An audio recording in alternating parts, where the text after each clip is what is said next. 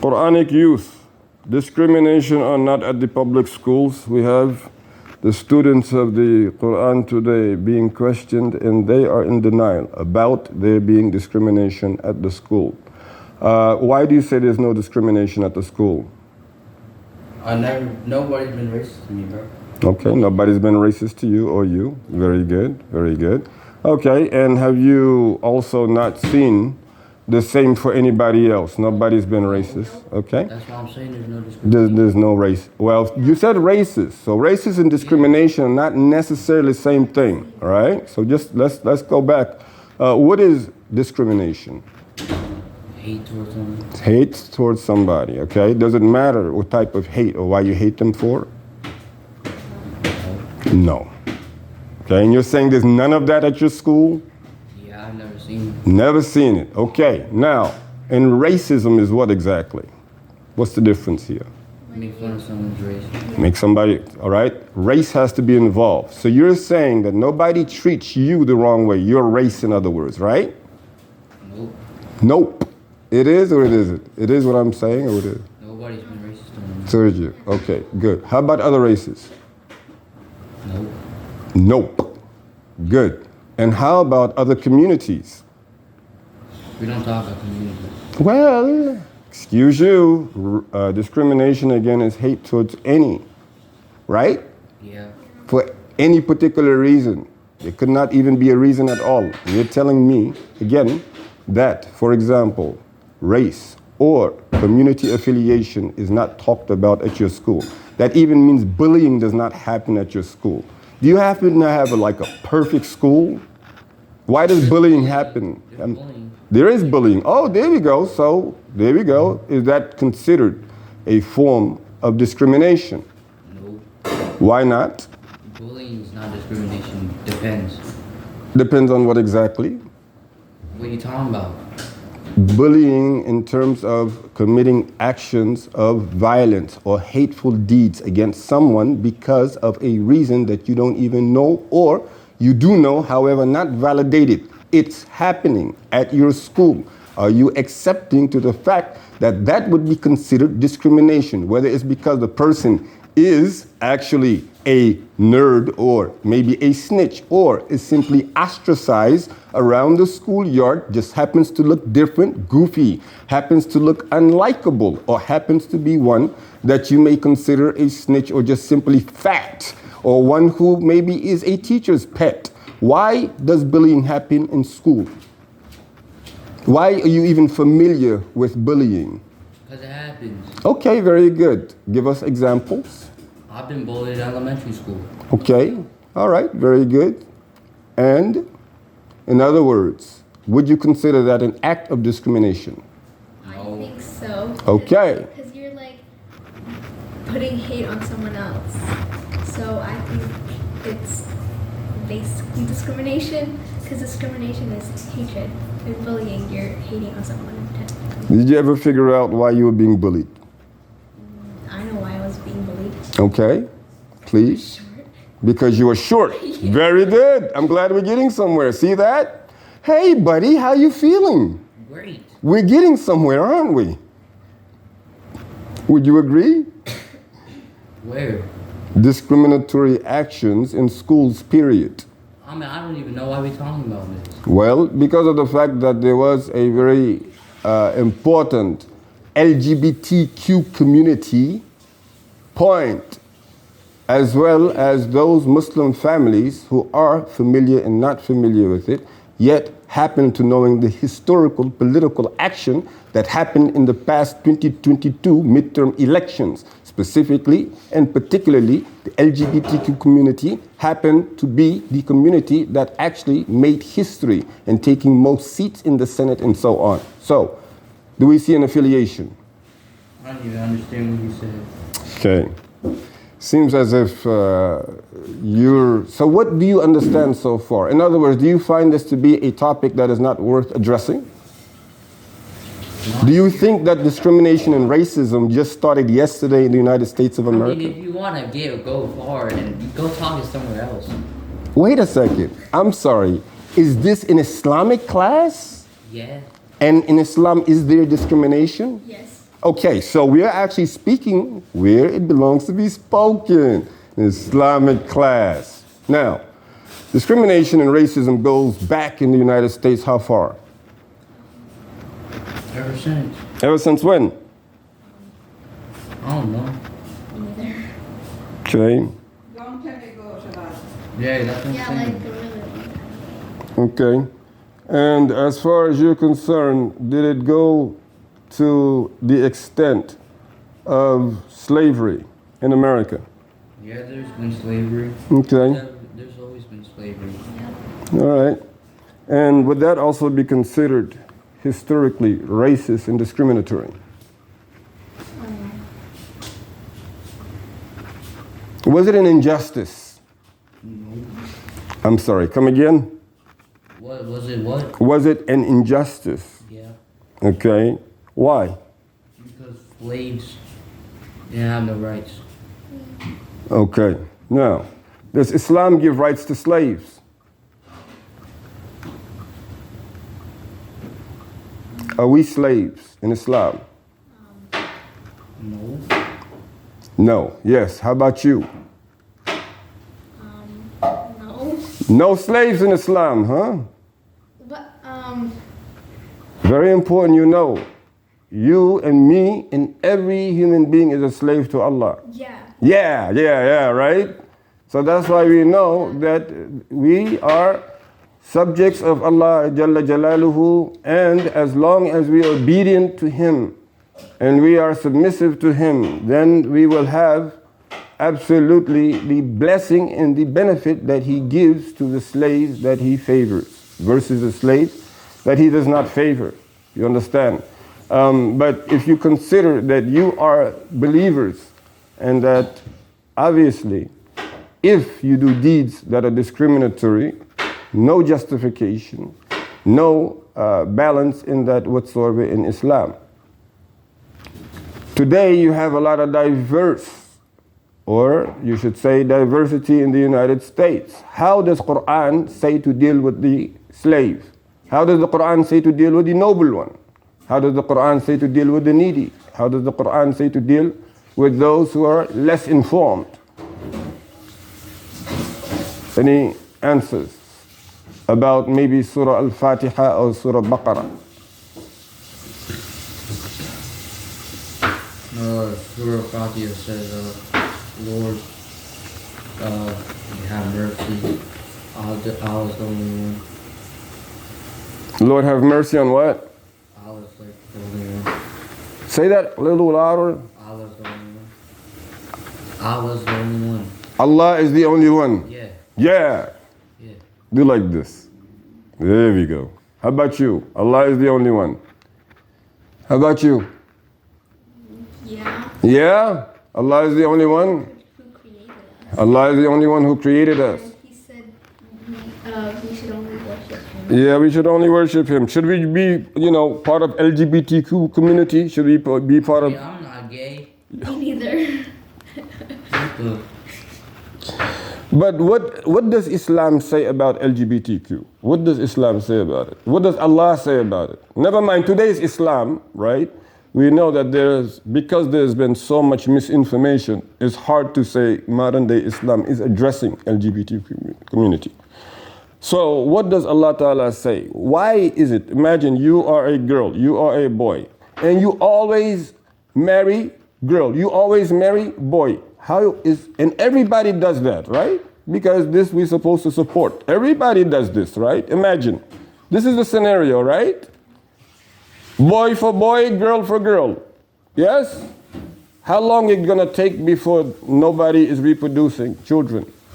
Or we expect clones or machines to do the job? Yeah. I mean, the bottom line is that Allah subhanahu wa ta'ala Himself decreed that reproduction would be through the other way. You have to play cross team. You cannot play for the same team or whatever they call it. And on top of that, Allah says that this type of behavior makes aggression and cheating and stealing and lying, because already you living a life that is not your own. Allah did not create you a male or a female and vice versa. So you have to know this. But like you're saying, Allah is one. This is Surah Ikhlas. Surah Ikhlas, that Allah Ta'ala is one.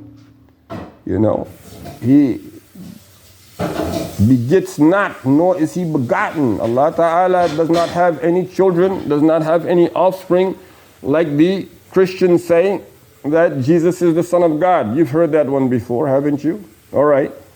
And what do you think about that? Jesus is the Son of God. That's not true. Why not? Because Allah denied the children. Well, why do you say that? What is your proof? I mean, how about Jesus? I mean, they're not saying He had children. They're saying He had Jesus. So what's up? It's not true. Why not? What is your proof? Islam says it. Islam says it? Yeah. Okay, very good. So that's your answer. And you? How about you? What is your answer? Jesus, the Son of God.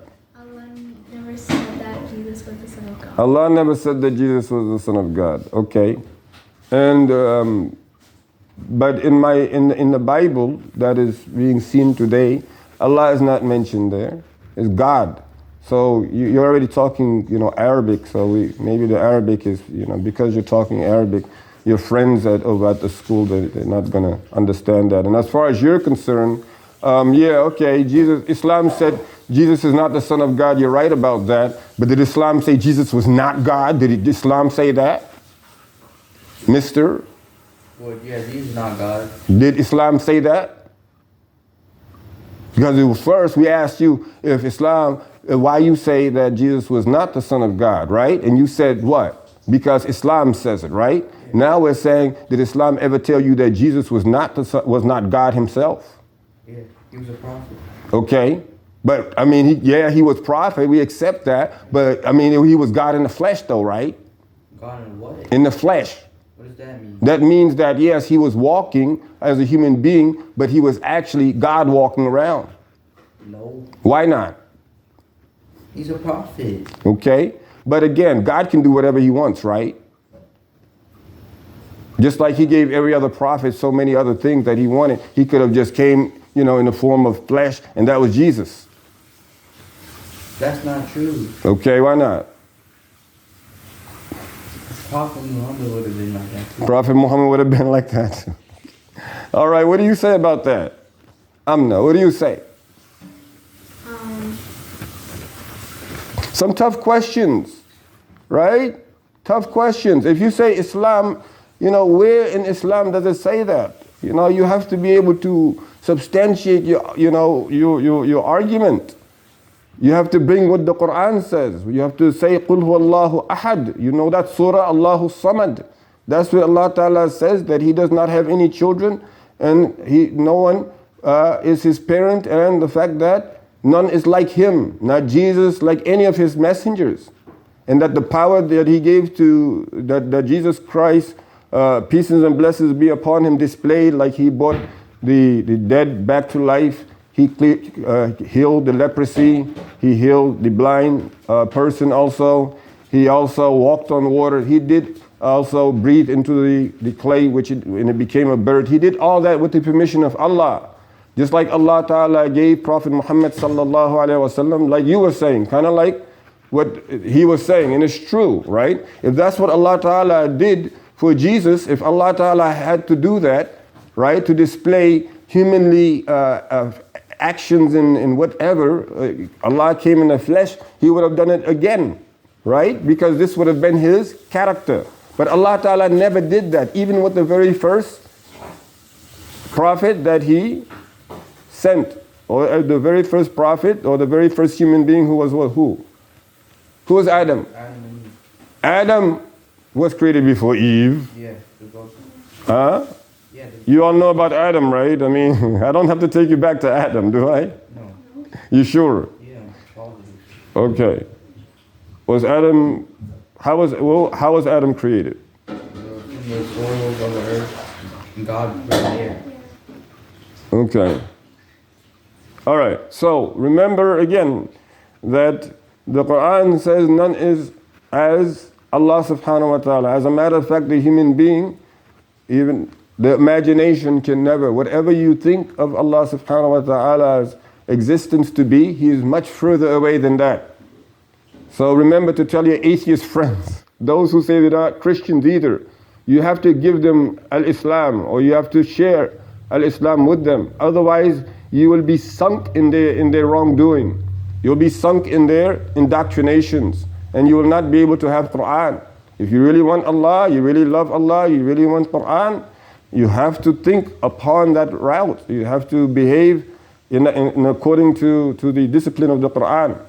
You know, you have to show. What do they teach you? They don't teach you about humility in school, do they?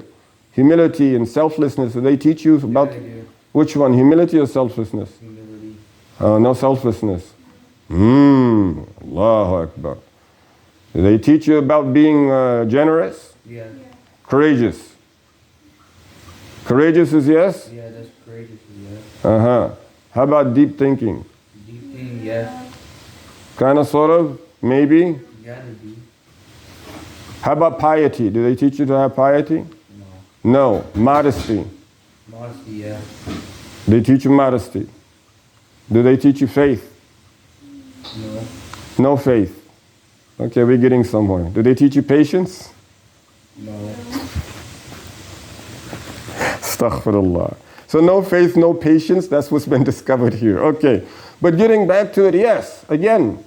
But Allah's character is in the Quran. What He does, He sends the Prophet with the message, with the revelation that is going to suit the people for that time. Sometimes it abrogates, sometimes it fulfills prophecies. And so this is how the people know that these are the signs of Allah, of the Creator. So the greatest miracle to the human being is that the human being is able to recite the Quran. Because that was the greatest miracle given to the greatest of the human beings, who is Muhammad sallallahu alaihi wasallam. So mind you, if you're thinking about right and wrong, obviously, if you're doing something that is right and everybody else is doing it, it's always going to bring Islam at the end. It's always going to bring peace at the end. It's always going to bring tranquility, fulfillment at the end. It's always going to bring balance and divine structure. But if it is wrong, like lying, everybody does it, what do you have at the end of the day? A bunch of criminals.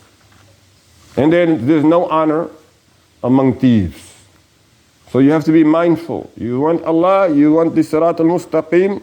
This is what the Fatiha talks about. You want the discipline, you look at Surah Baqarah. Surah Baqarah, discipline, respect, authority given. How to reach the Jannah and not the Nar. Because Allah gave you everything, gave me everything.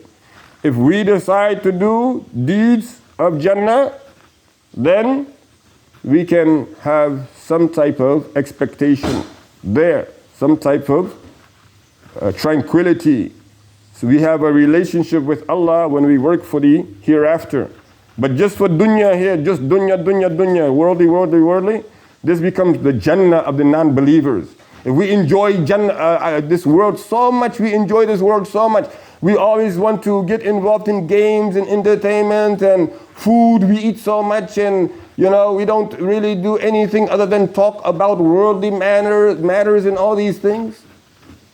Everything money, everything power, everything, status, everything like that, Then what happened is that you forget to save for the akhirah.